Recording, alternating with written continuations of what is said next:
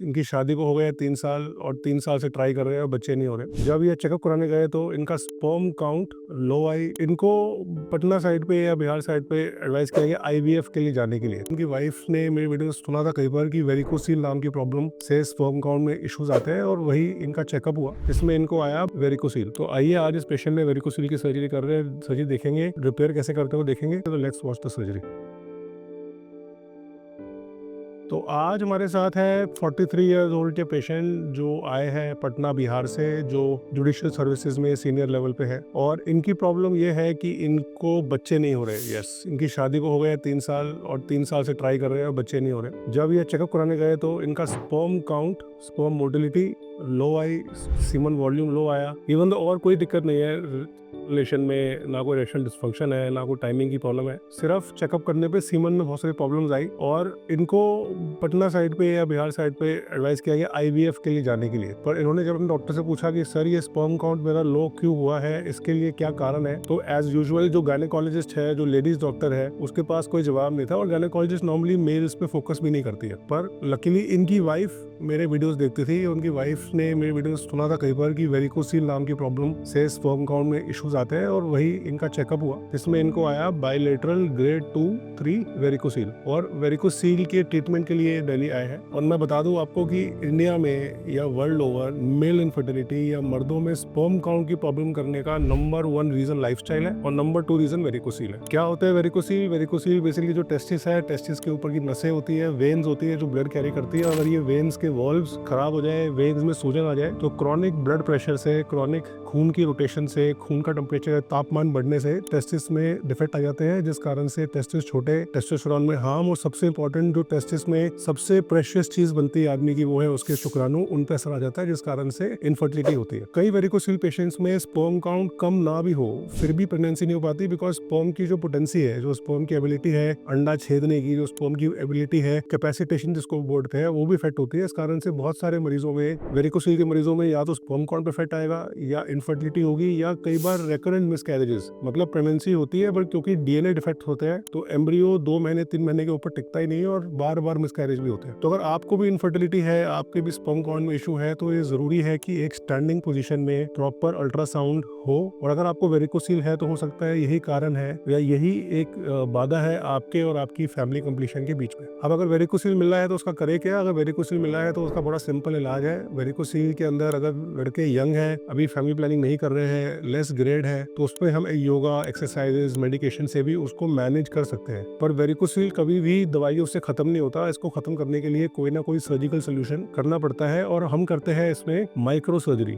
ना open surgery ना lap surgery, micro surgery, जिसमें हम माइक्रोस्कोप की मदद से बहुत डिटेल में अंदर वेन्स को चेक करते हैं और उन वेन में जो वेन डायलेटेड है, खराब है, वॉल्व्स खराब है, उन वेन्स को रिपेयर करते हैं। और उस रिपेयर से over a period of 6 months to 1 year, yes, ये भी इंपॉर्टेंट है। ऐसा नहीं है कि वेरिकोसील रिपेयर हमने आज रात को किया और कल मॉर्निंग में आपका संबंध चालू हो जाएगा। वेरिकोसील रिपेयर के बाद भी 3 से 4 महीने का परहेज होता है, दवाइयाँ होती है और 6 महीने से साल के अंदर आप पाएंगे कि स्पर्म काउंट्स भी इंप्रूव हो जाते हैं। 0 वालों के स्पर्म आ जाते हैं, जिनके स्पर्म्स लो है वो डबल हो जाते हैं। और 50% कपल्स पहले 6 महीने में, और 75% कपल्स पहले साल में, और 85% कपल्स 1.5 से 2 साल के दौरान प्रेगनेंसी अचीव कर लेते हैं। तो आइए आज इस पेशेंट ने वेरिकोसील की सर्जरी कर रहे हैं, सर्जरी देखेंगे, वेन्स कैसे दिखते हो देखेंगे और रिपेयर कैसे करते हो देखेंगे। और सर्जरी के बाद फिर आपसे जो सर्जरी मिला हमें और हमको क्या प्रोग्नोसिस पेशेंट को दे पाएंगे उसकी बात करेंगे। तो let's watch the surgery.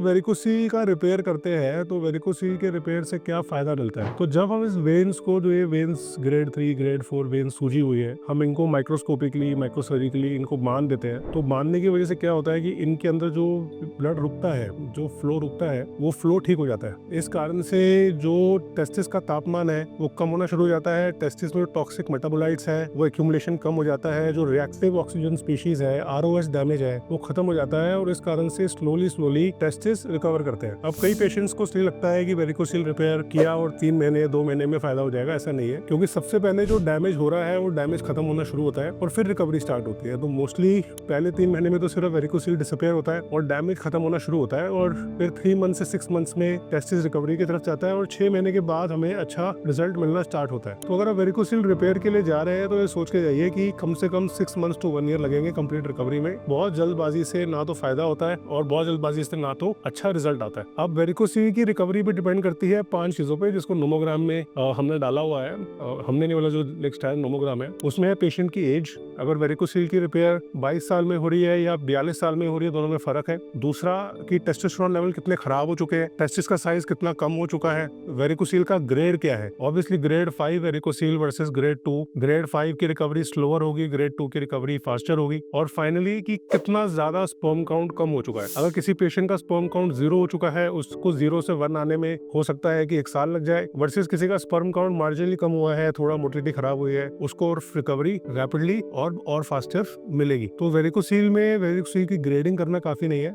Grading के अलावा वेरिकोसील की प्रोग्नोस्टिकेशन करना भी जरूरी है। ये है माइक्रोस्कोप। माइक्रोस्कोप के नीचे हमको जो ये टेस्टिस की वेन्स है, ये अब दिख रही है मैग्निफिकेशन में। तो मैग्निफिकेशन के अंदर हम अब एक एक करके जो वेन्स है उनको चेक करेंगे। वेन्स है, आर्टरी है, नर्व्स है, लिम्फेटिक्स है, उनको अलग अलग करेंगे और उसके बाद उनको रिपेयर करेंगे।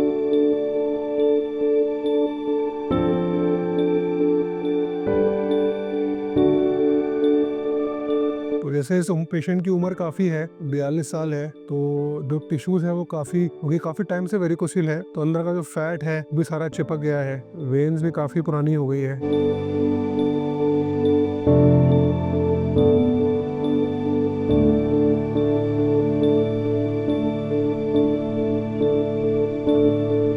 माइक्रो सर्जरी के क्या क्या स्टेप्स होते हैं? तो माइक्रो सर्जरी में हम जो है टेस्टिस में 5 या 6 चीजें ऐसी करते हैं जो टेस्टिस को रिजुवरेट या ग्रो करने में हेल्प करती है। सबसे पहले हम जो स्टोमेटिक कॉर्ड है, जो ब्लड का पूरा जो ट्यूबिंग सिस्टम है, उसको पूरा ओपन करते हैं ताकि हम उसमें veins, arteries, lymph nodes, nerves सबको अलग अलग देख सके और उसमें से सिर्फ जो खराब वेन्स है उनको ही चूज कर सके, उनको ही ब्लॉक कर सके, उनके अंदर ही लाइगेशन कर सके। जो हेल्दी वेन्स है हम उनको नहीं ब्लॉक करते। एम्बुलाइजेशन में ये पॉसिबल नहीं है। एम्बुलाइजेशन में क्या है, सारी वेन्स ब्लॉक हो जाती है, तो इससे वीनस हाइपरटेंशन या प्रेशर सिस्टम बन जाता है कि जो वेन्स हेल्दी है वो भी साथ में ब्लॉक हो जाती है। इस कारण से जो रिफ्लक्स है वो कम्प्लीटली खत्म हो जाता है और इस कारण से कई बार डैमेज ज्यादा होता है एज कम्पेयर की रिपेयर होने के। सेकेंड है कि हम during the micro surgery testis को डिलीवर करते हैं और टेस्टिस के आसपास जितने भी वेनस सिस्टम्स है, एक्सेसरी वेन्स है, क्रेमास्टिक वेन्स है, उन सब वेन्स को ही बांधते हैं, जिस कारण से टेस्टिस के ऑल अराउंड जो वीनस कंजेशन है, जो वीनस ड्रेनेज है, सारी मैनेज हो जाती है। तीसरा है हम टेस्टिस के ऊपर की और स्टोमेटिक कॉर्ड के ऊपर की जो फाशियल कवरिंग्स है, जो फाशिया है, उसको पूरे को रिलीज कर देते हैं, जिस कारण से अगर कोई फाशियल प्रेशर है टेस्टिकल सिस्टम पे वो भी रिलीज होता है। और चौथा है कि हम टेस्टिस में से एक FNAC भी साथ में कर लेते हैं ताकि टेस्टिस के अंदर स्पर्म प्रोडक्शन कैसा है वो पता चल सके। और एक और जो हम चीज कर सकते हैं सर्जिकली, जो हम नहीं कर सकते एम्बुलाइजेशन में, वो है कि टेस्टिस को, जो टेस्टिस बहुत ज्यादा हैंगिंग है, जिस टेस्टिस बहुत ज्यादा प्रेशर है, हम उसमें ऑक्यूडोपेक्सी भी कर सकते हैं साथ में, कि टेस्टिस को थोड़ा सा लिफ्ट मिल जाए, जिस कारण से टेस्टिस के ऊपर से जो कांस्टेंट प्रेशर या ड्रैगिंग है वो निकल जाती है, जिस कारण से पेशेंट को बेनिफिट थोड़ा ज्यादा मिलता है। तो अगर वेरिकोसील है और साथ में इनफर्टिलिटी है, तो आज भी जो गोल्ड स्टैंडर्ड ट्रीटमेंट है वर्ल्ड ओवर माइक्रो सर्जरी है। इनफर्टिलिटी केसेस में आज भी वेरिकोसील में माइक्रो सर्जरी का result much superior, much better है as compared to a embolisation. Second है, जब हम माइक्रो सर्जरी कराते हैं तो आपको under a care of a urologist या एंड्रोलॉजिस्ट के कराते हैं, जिसको आपके टेस्टिस का फ्यूचर मैनेजमेंट, चाहे वो हार्मोनल हो, चाहे वो ट्रीटमेंट वाइज हो, वो भी काफी अच्छे से आता है। इंटरवेंशनल रेडियोलॉजी में एम्बुलाइजेशन में क्या करते हैं कि एम्बुलाइजेशन कराओ और उसके बाद जाओ वापस अपने यूरोलॉजिस्ट को दिखाओ, गायनेकोलॉजिस्ट दिखाओ हमारा कोई लेना देना नहीं है, ऐसा नहीं है। थर्ड है कि जब आप एमुलेशन कराते हैं तो एमुलेशन के अंदर केमिकल्स है, डाइज है, कॉइल्स है जो आपके टेस्ट में छोड़े जाते हैं, जिस कारण से ये केमिकल टेस्ट का अभी भी पता नहीं है कि हो सकता है ये केमिकल्स या जो ये ग्लूज है या जो ये जो भी फॉरेन बॉडी है जो डाल रहे हैं, हो सकता है इसका एक नेगेटिव इम्पैक्ट हो स्पर्म काउंट पे। इसलिए अभी भी इनफर्टिलिटी पेशेंट्स के लिए एमुलेशन बहुत ज्यादा रिकमेंडेड नहीं है। तो अगर आपको वेरिकोसील है, आप भी इनफर्टिलिटी से परेशान है, आप भी चाह रहे हैं कि भाई बच्चे हो और आप भी आईवीएफ से बचना चाह रहे हैं, आईवीएफ नहीं करना चाह रहे हैं, तो वेरिकोसील माइक्रो सर्जरी आपके लिए बच्चे करने के लिए, स्पर्म बढ़ाने के लिए अच्छा ऑप्शन हो सकता है। इसके बारे में और जानने के लिए मेरी वेबसाइट पे जा सकते हैं, चैनल को सब्सक्राइब कर सकते हैं, प्लेलिस्ट में वीडियो को देख सकते हैं। वेरिकोसील की और भी डेटा जैसे मेडिसिन, रिकवरी, एक्सरसाइजेस के लिए भी चैनल पे अच्छी इन्फॉर्मेशन मिलेगी। Thank you so much.